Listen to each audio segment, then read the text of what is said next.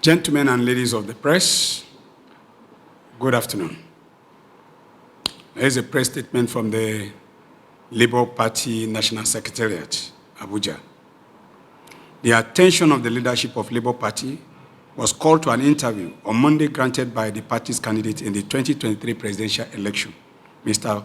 Peter Gregory Obi, wherein he alleged that the APC-led federal government has infiltrated the leadership of the Labour Party and by so doing fomenting crisis in the party.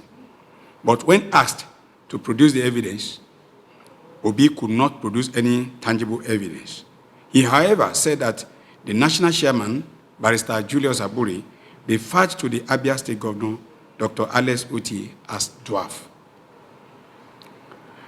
As a member of our party, we sincerely do not wish to join issues with Mr. Obi, but for his penchant for constantly misinforming Nigerians on the real reasons for the crisis in the party, knowing that virtually most other parties are in one form of crisis or the other.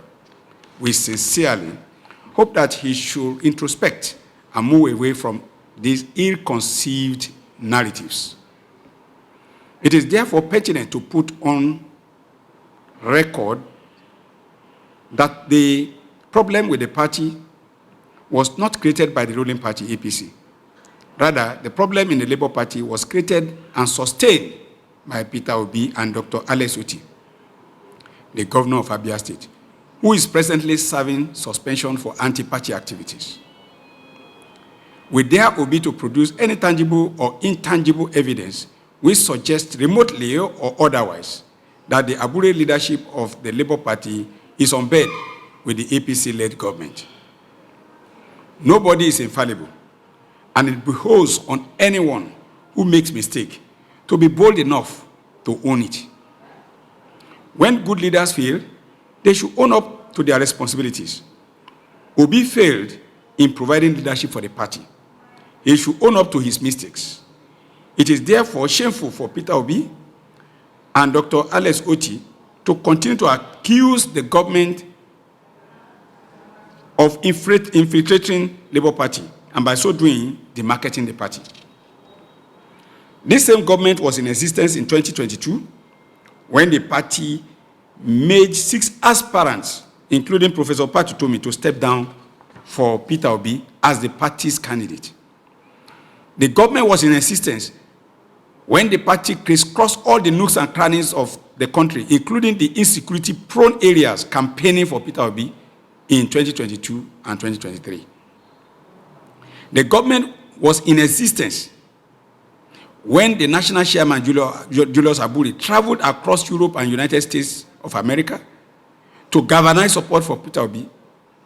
The government of APC was also in existence when the party leadership mobilized its members across the state, leading to over 6 million votes won during the election.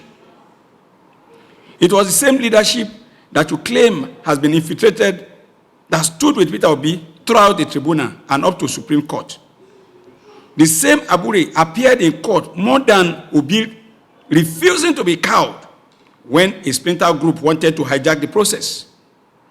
The government of APC was in existence when Peter Obi and Dr. Otti were given sole tickets for the 2027 coming election, even against the status book.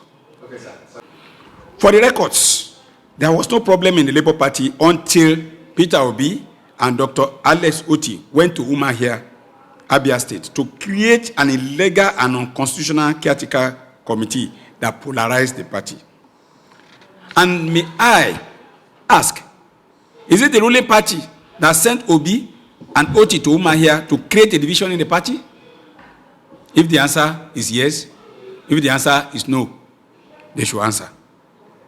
They were also aware that the courts, from the lower court up to the Supreme Court, clearly affirmed the leadership of the party. But Peter Obi and Otti surreptitiously plotted to hijack the leadership of the party by instigating division. Again, is it the government in power that created the division or forced them to march to INEC? The INEC headquarters, to exhibit their ignorance. Peter Obi to be responding, for Peter Obi to be responding to the comment where the national chairman referred to the governor as being dwarfy in knowledge, we want to say clearly that there is no action without a reaction. The national chairman was only responding to a pejorative comment made by the governor wherein he referred to the national chairman as masturbating. The governor neither retracted nor apologized for the reckless statement. He showed utter disrespect to the constituted authority of the party. To the man who went out of his way to help him achieve his ambition to be a governor in Nigeria, I think and we believe that he went too far. If the governor is not limited or dwarfy in knowledge, he would have appreciated the import of the Supreme Court judgment, which practically resolved the crisis in the party. But these men were only blinded by their inordinate desire to wrestle the party from the present leadership.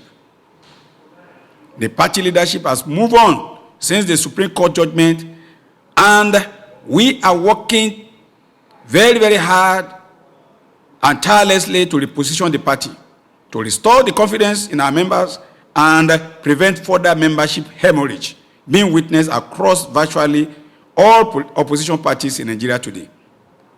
We therefore think that it is improper for any member of the party who means well for the party to continue to make such unguided statements.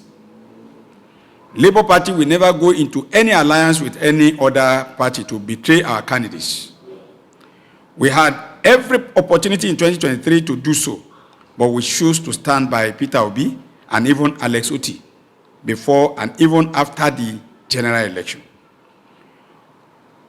When their matters were in court, we were with them, but we were very consistent also because of the bigger picture. And now that they have failed in their plot to dislodge a lawful leadership, they have simply resorted to blackmail instead of showing gratitude. One takeaway from Obi's interview is that he has acknowledged that Abure is the national chairman of Labour Party, as clearly stated.